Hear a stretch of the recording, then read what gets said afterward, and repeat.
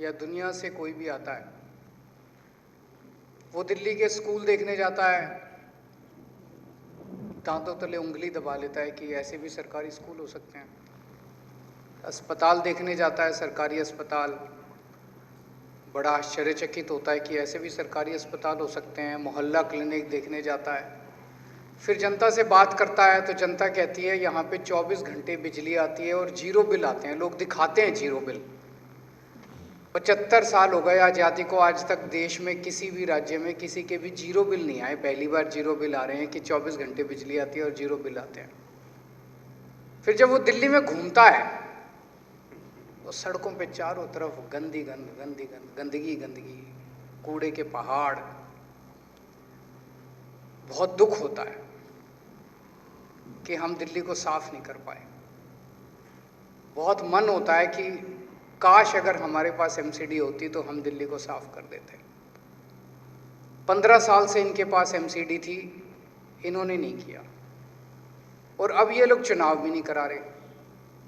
मतलब जो सरेआम गुंडागर्दी होती है, लफंगई होती है, वो मचा रखी है इन्होंने कि काम हम भी नहीं करेंगे और तुमको भी नहीं करने देंगे, और देखते हैं दिल्ली कैसे साफ होती है। दिल्ली वालों से बदला निकाल रहे हैं। एक इनके सीनियर नेता से मैं पूछ रहा था, मैंने कहा ये कोई इतनी बड़ी बात थोड़ी है दिल्ली को साफ करना, क्यों नहीं करते?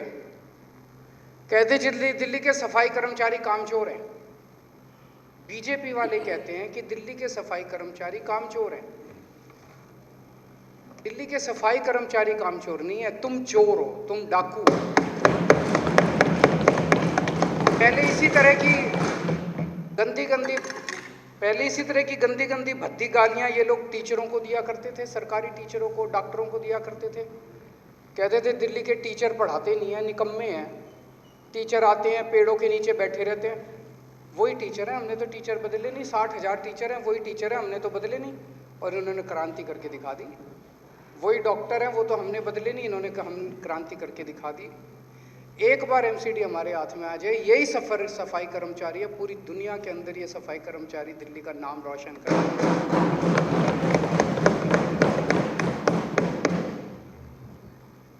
ये फंड्स का रोना रोते रहते हैं, दिल्ली सरकार फंड नहीं देती, दिल्ली सरकार फंड नहीं देती, दिल्ली सरकार ने फंड रोक रखे हैं।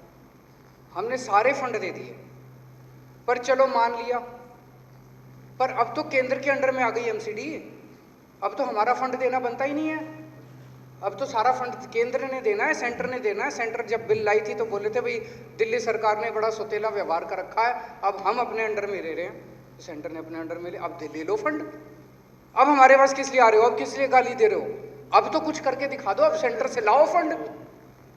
अभी भी तनख्वाह नहीं दे रहे सफाई कर्मचारियों को, अभी भी उनके कर्मचारियों को ना तनख्वाह मिल रही ना फंड मिल रहा। लाओ अब सेंटर से फंड। अब तो दिल्ली सरकार का कोई रोल ही नहीं है, कोई फंड नहीं देना हमको, सारा फंड लाओ अब सेंटर। अभी भी कुछ नहीं काम कर रहे।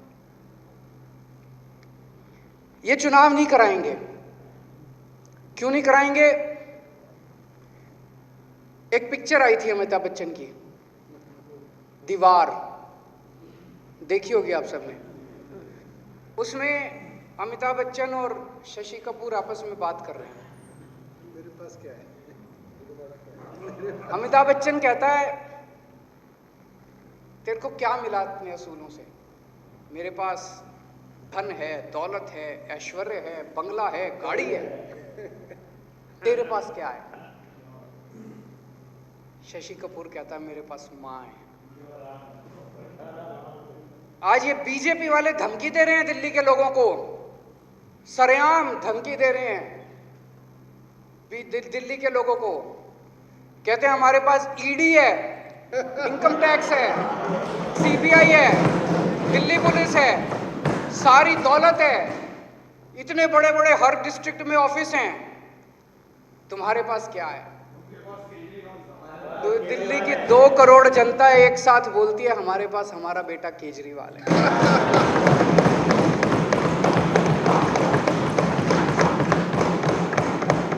इसीलिए डरते हैं ये लोग। वो गली का गुंडा होता है ना, जाता है किसी के घर में, तेरे लड़के को बाहर निकाल, जनता कह रही है खबरदार तुमने केजरीवाल को हाथ लगाया था। अपने बेटे से प्यार करती है जनता। घर का ख्याल रखा है मैंने एक अच्छे बेटे की तरह। उन बच्चों को, अपने भाई बहनों को पढ़ाता हूँ, अच्छी शिक्षा देता हूँ, घर में कोई बीमार हो जाए उनका इलाज कराता हूँ। इसलिए ये कभी चुनाव कराएंगे ही नहीं। इनको पता है कि दिल्ली की जनता दिल्ली की जनता हमेशा अपने बेटे और अपने भाई के साथ खड़ी होगी। अब इन्होंने नई धमकी देनी शुरू कर दी बीजेपी वालों ने, आप लोगों ने भी सुना होगा, खूब चल रहा है कि दिल्ली में अब अगले असेंबली चुनाव ही नहीं होंगे। कह रहे अब फुल यूनियन टेरिटरी बनाएंगे दिल्ली को। काफी चल रहा है आजकल कि फुल यूनियन टेरिटरी, अगले चुनाव ही नहीं होंगे। अब ये असेंबली खत्म, यूटी विद लेजिस्लेचर खत्म, अब अगला अमित शाह जी ने धमकी दिया, हद हो गई जी।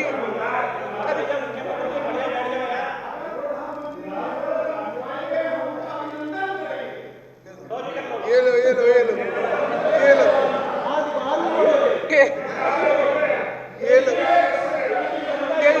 सरेआ, ये क्या है? ये सरेंडर सर, सरेंडर हो गया, सरेंडर। चुनाव नहीं जीत सकते ये। कि केजरीवाल से नफरत करते करते तुम लोग देश से नफरत कर बैठे। केजरीवाल आएगा जाएगा, केजरीवाल इंपॉर्टेंट नहीं है, लेकिन अगर आप लोग इस देश में चुनाव हराना खत्म कर दोगे, संविधान के चीथड़े कर दोगे, जनतंत्र को खत्म कर दोगे, तो ये देश नहीं बचेगा। दूरी साहब, हम रहे ना रहे, आप भी कल नहीं रहोगे, मैं भी नहीं रहूंगा, हम अमर थोड़ी हैं। कल मैं भी मर जाऊंगा, आप भी मर जाओगे। आने वाली पुश्तें, आपके बच्चे आपको गाली देंगे कि मेरा बाप ने सदन में खड़े होकर कहा था कि दिल्ली के अंदर जनतंत्र खत्म करना। आपके बच्चे गाली देंगे, मैं आपको लिख के दे रहा हूँ आज, कि आपने सदन के अंदर खड़े होकर कहा था कि मेरे बाप ने कहा था सदन के अंदर खड़े होकर कि जनतंत्र खत्म कर देना चाहिए इस देश से।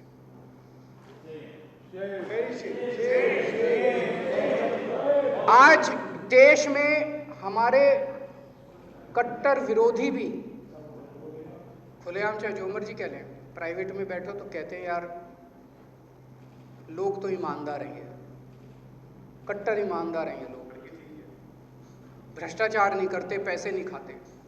इनको ये चुभ रहा है बहुत बुरी तरह से। तो ये जबरदस्ती साबित करना चाहते हैं, नहीं ये भी चोर हैं, हमारे जैसे ही हैं ये जैसे हमें वैसे ही हैं। तो ये जबरदस्ती करना चाहते हैं। सत्येंद्र जैन को पकड़ लिया, बताओ, एक पैसे का भ्रष्टाचार साबित नहीं कर पा रहे, सबसे कट्टर। मैं समझता हूं वो देश के लिए काला दिन था जिस दिन सत्येंद्र जैन, जिसने इस देश को नहीं, इस दुनिया को मोहल्ला क्लिनिक का कॉन्सेप्ट, पूरी दुनिया में, देश में नहीं कह रहा, पूरी दुनिया में दिल्ली अकेला शहर है जहां दिल्ली के हर आदमी, अमीर हो या गरीब हो, उसकी दवाइयां सारी मुफ्त है, उसका सारा इलाज मुफ्त है। सत्येंद्र जैन ने किया। पूरी दुनिया में क्या, पूरी मानव सृष्टि के अंदर शायद दिल्ली पहला राज्य है जहां पे 24 घंटे बिजली आती है और मुफ्त बिजली आती है।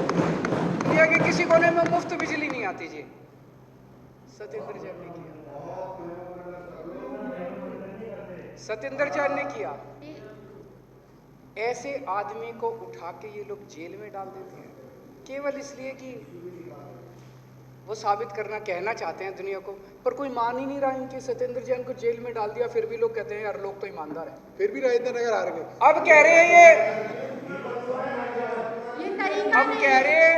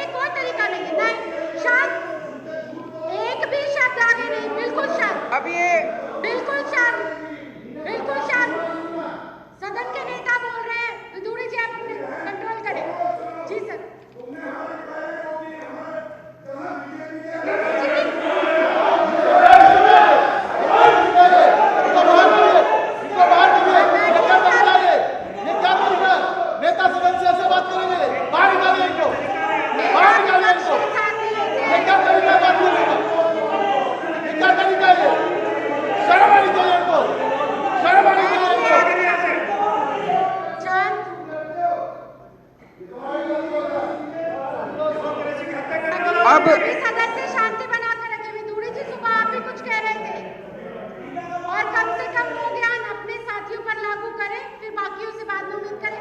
आपको बोलने की आज्ञा नहीं है, बोलने की आज्ञा नहीं दी है।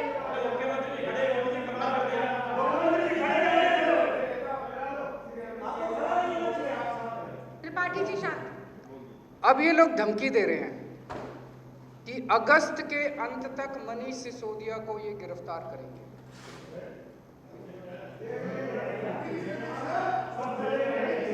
ये कोई तरीका नहीं हुआ ना। ये कह रहे हैं मनीष सिसोदिया को गिरफ्तार करें। यार ये शक्ल से चोर नजर आता है आपको? सर सब चलेंगे, साथ चलेंगे, सब साथ चलेंगे। शक्ल से चोर नजर आता है।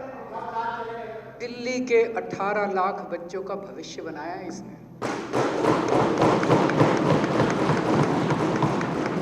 तुम लोगों की ओपन चैलेंज कर रहा हूं, तुम लोगों की कह रहे कितने 19 राज्यों में सरकारें हैं, तुम्हारे 19 राज्य एक तरफ, दिल्ली एक तरफ।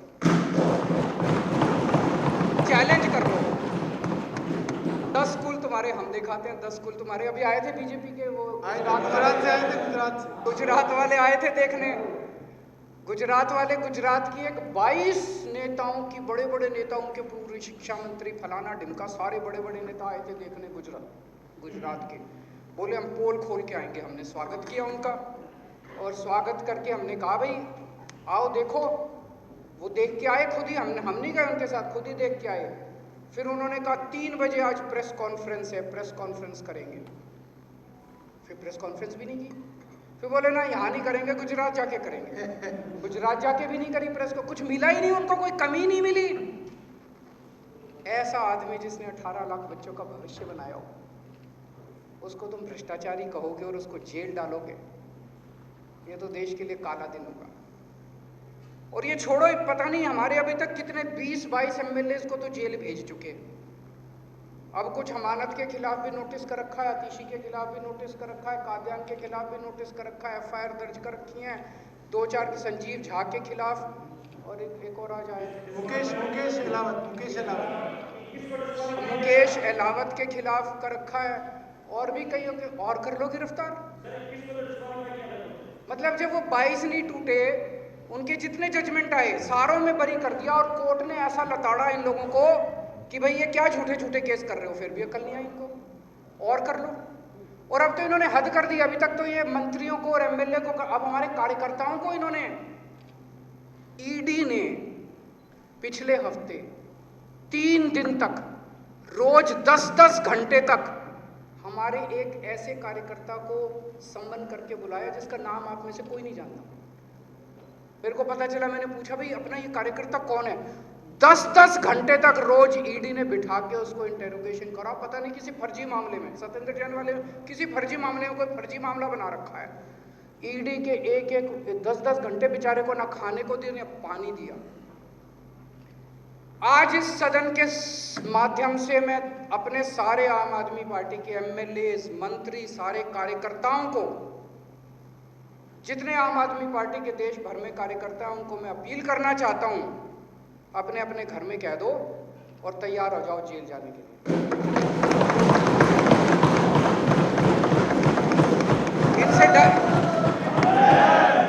इनसे डरने की जरूरत नहीं है, इनसे डरने की जरूरत नहीं है। तैयार हो जाओ जेल जाने के लिए। तैयार है सर, तैयार है। मैं खुद 15 दिन जेल में रह चुका, कोई दिक्कत नहीं होती। कोई दिक्कत नहीं होती। और ये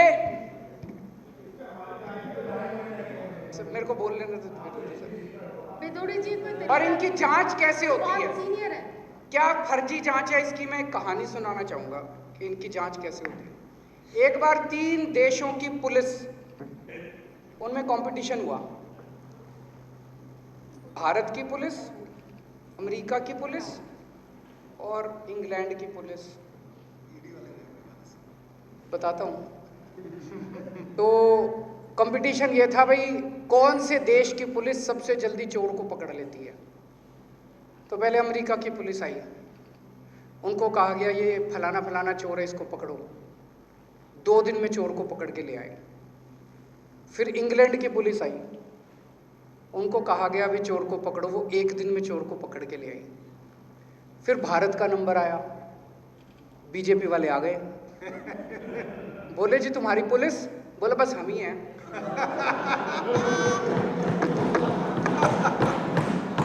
बोला हमारे यहाँ पुलिस कुछ नहीं है, बस हम ही हैं, सब कुछ हम ही हैं, बताओ कौन से। तो उनको बोला भी चोर पकड़ो, वो भी एक दिन हो गया, 2 दिन हो गया, 3 दिन हो गए, आए नहीं।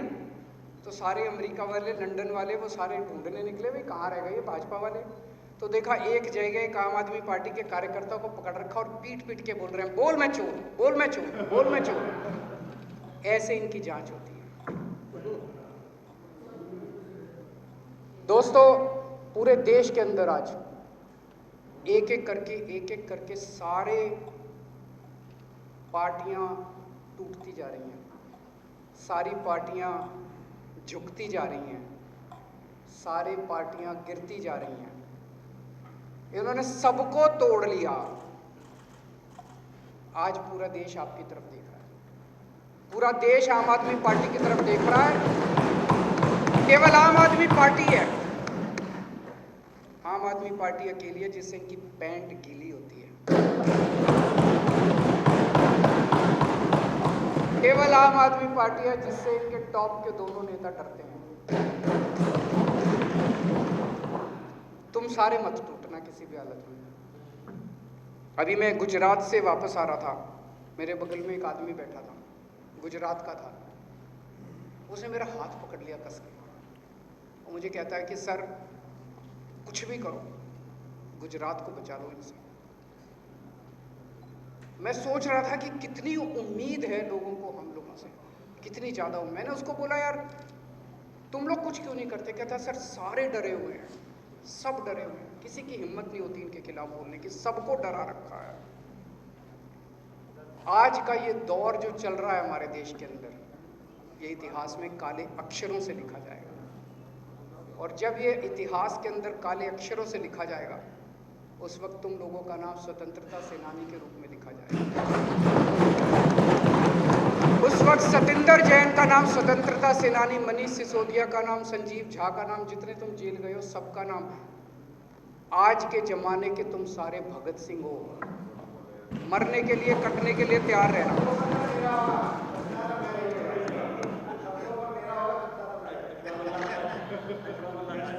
आज मैंने अभी आने से पहले सुन रहा था, कोई एक टीवी चैनल है बहुत बड़ा, उस टीवी चैनल का कोई एंकर है, उस एंकर ने कोई फर्जी क्लिप दिखा दी, तो छत्तीसगढ़ की पुलिस उसको गिरफ्तार करने आई है। होना चाहिए गिरफ्तार, क्यों नहीं होना चाहिए? वारंट है सर, वारंट है, वारंट लेके आई है। उत्तर प्रदेश की पुलिस उसको बचाने पहुंच गई। अब दोनों राज्यों की पुलिस गुत्थम गुत्था हो रही है। बताओ ये क्या हाल बना दिया देश का। चाइना से लड़ाई नहीं होती तुमसे, अपने देश के अंदर एक राज्य की पुलिस दूसरे राज्य की पुलिस से इन्होंने लड़ा। पंजाब की पुलिस दिल्ली से एक अपराधी को पकड़ने के लिए आई, दिल्ली पुलिस उसको बचाने पहुंच गई।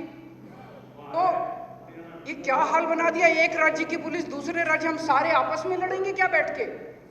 लोग आपस में बढ़ लड़ेंगे, पुलिस इसकी पुलिस उससे लड़ेगी। अरे यार सारे मिलके चाइना से लड़ो ना। चाइना हमारे देश के अंदर घुस गया, उसको बाहर भगाते हैं सारे मिलके, बीजेपी वाले, कांग्रेस वाले, आम आदमी पार्टी, सारे इकट्ठे हो जाओ। तो सारे आपस में लड़ेंगे तो कैसे?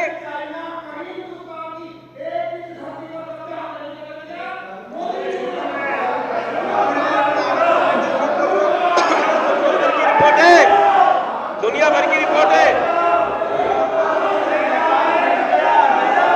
क्या कर दिया?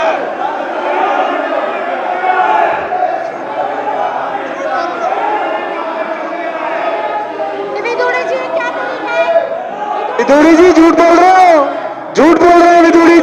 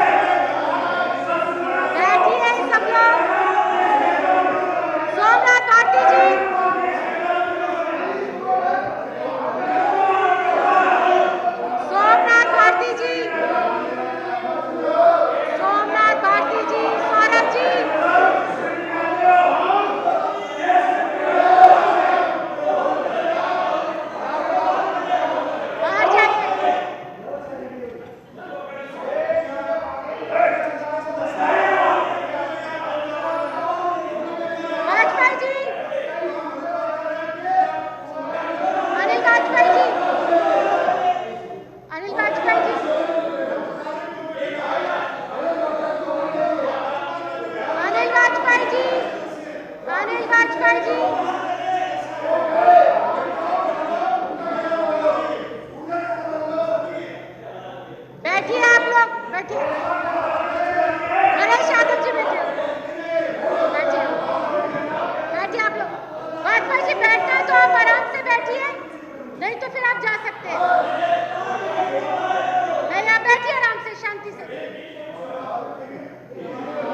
हर मेरा सभी साथियों से निवेदन है, शांति बनाकर रखें, क्योंकि सत्य हर किसी के बस की सुनना नहीं है, इसीलिए वो लोग चले गए।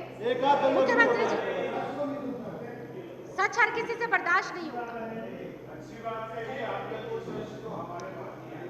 अभी उदयपुर में एक बड़ी दर्दनाक घटना घटी, जिसमें 2 लोगों ने एक आदमी का सरेआम गला काट के उसका कत्ल कर दिया। बड़ी गंदी घटना है, बड़ी दर्दनाक घटना है। हम उसकी कड़ी निंदा की, हमने मांग की भाई दोषियों को सज़ा दो। जब पुलिस दोषियों को पकड़ने पहुंची तो पता चला अखबारों और टीवी और सोशल मीडिया के माध्यम से कि उन 2 लोगों जिन्होंने कत्ल किया था इतना दर्दनाक तरीके से, उनमें से एक जो है वो भाजपा का निकला। अभी जम्मू के अंदर 2 दिन पहले एक लश्कर का बहुत बड़ा आतंकवादी पकड़ा गया है, वो लश्कर का कमांडर बताया जा रहा है। वो बताते हैं कि भाजपा का एक वरिष्ठ नेता निकला। आज मैंने यहाँ आने के पहले, आप लोग भी करना, एक गूगल करना, रेपिस्ट्स इन बीजेपी, एक बड़ी लंबी लिस्ट आती है। बीजेपी के अंदर कौन कौन बलात्कारी हैं, उनकी लंबी लिस्ट आती है। तो मैंने आप लोगों की कईयों की पुलिस वो देखी थी, प्रेस कॉन्फ्रेंस वगैरह, आप लोग कहते थे बीजेपी लुच्चे, लफंगे, गुंडे, मवाली, बलात्कारियों की पार्टी है। इसमें अब आतंकवादी भी शामिल हो रहे हैं। पूरे देश में इन्होंने बड़े बड़े जिला ऑफिस खोले हैं। अब समझ में आया किस लिए खोले हैं। कहीं किसी जिले में कोई अपराध हो जाए, मैं आपको गारंटी दे रहा हूं, सबसे पहले अगर वहां की पुलिस इनके जिला ऑफिस पे रेड मार दे, अपराधी वहीं मिलेगा, वहीं मिलेगा आपको अपराधी। कहीं कोई बलात्कार हो जाए, बीजेपी में मिलेगा। कहीं कोई मर्डर हो जाए, या तो बीजेपी का हो गया, बीजेपी में जाके शामिल हो जाएगा। अभी थोड़े दिन पहले सिंगापुर के एम्बेसडर मेरे से मिलने के लिए आए।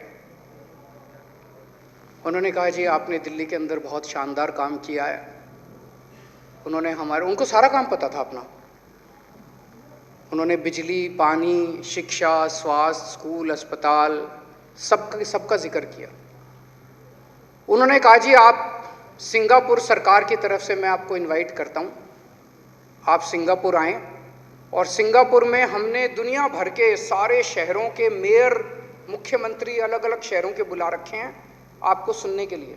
आप वहाँ आएँ और बताएं कि आपका दिल्ली मॉडल क्या है।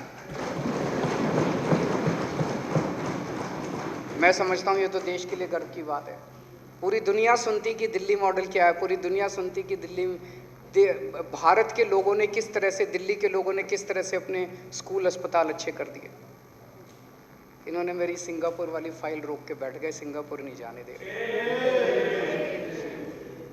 ये केजरीवाल से नफरत करते करते इस देश के साथ नफरत करने लग गए कि पूरे दुनिया के अंदर भारत का नाम नहीं होना चाहिए किसी भी हालत में।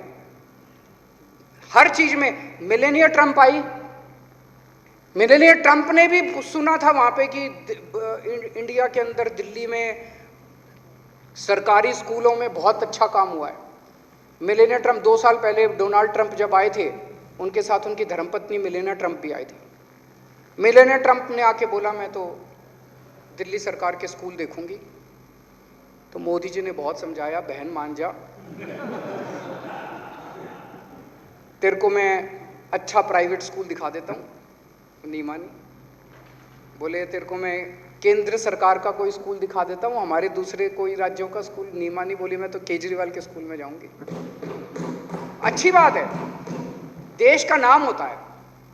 पर ये मेरे को पिछली साल कोपेनहेगन में बुलाया गया कि भाई दिल्ली ने प्रदूषण के ऊपर अच्छा काम किया। मैं ये नहीं कह रहा प्रदूषण सारा कंट्रोल हो गया, अभी बहुत काम करना है, लेकिन पहले जो हालत थी उससे काफ़ी सुधार हुआ है। हम ठीक दिशा में जा रहे हैं। अभी और समय लगेगा। 70 साल का इन्होंने जो बेड़ा गर्क किया है वो 5 साल में खत्म नहीं हो सकता। अभी कर रहे हैं, लेकिन उनको पता चला, दुनिया को पता चला भाई दिल्ली में प्रदूषण पे अच्छा, उन्होंने मेरे को बुलाया, इन्होंने जाने नहीं दिया। ये बड़े दुर्भाग्य की बात है, देश के लिए दुर्भाग्य की बात है कि ये किस तरह से, मुझे लगता है कि 75 साल के भारत में पहली बार ऐसा हुआ कि कोई प्रधानमंत्री किसी मुख्यमंत्री को जाने से, विदेश जाने से रोकता है। तो दोस्तों, ये जो अभी हमारे सामने रेजोल्यूशन है, मैं इसका समर्थन करता हूं कि एमसीडी में जल्दी से जल्दी चुनाव होने चाहिए, पर मैं भी ये कह दूं ये कराने वाले नहीं है। हमें कोर्ट जाना पड़ेगा और कोर्ट जाएंगे और चुनाव टाइम पे करवा के रहेंगे।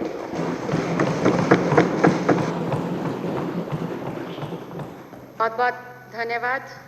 श्री जरनैल सिंह जी प्रस्ताव करेंगी कि ये सदन दिनांक 4 जुलाई 2022 को सदन में प्रस्तुत कार्य मंत्रणा समिति के चौथे प्रतिवेदन से सहमत है।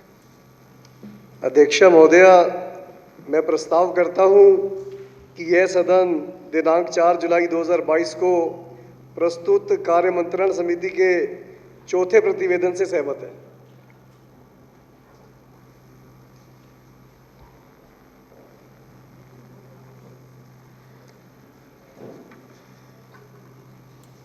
ये प्रस्ताव अब सदन के समक्ष है। जो इसके पक्ष में है वो हाँ कहें, जो इसके विरोध में है वो ना कहें। हाँ पक्ष जीता, हाँ पक्ष जीता। प्रस्ताव पास हुआ।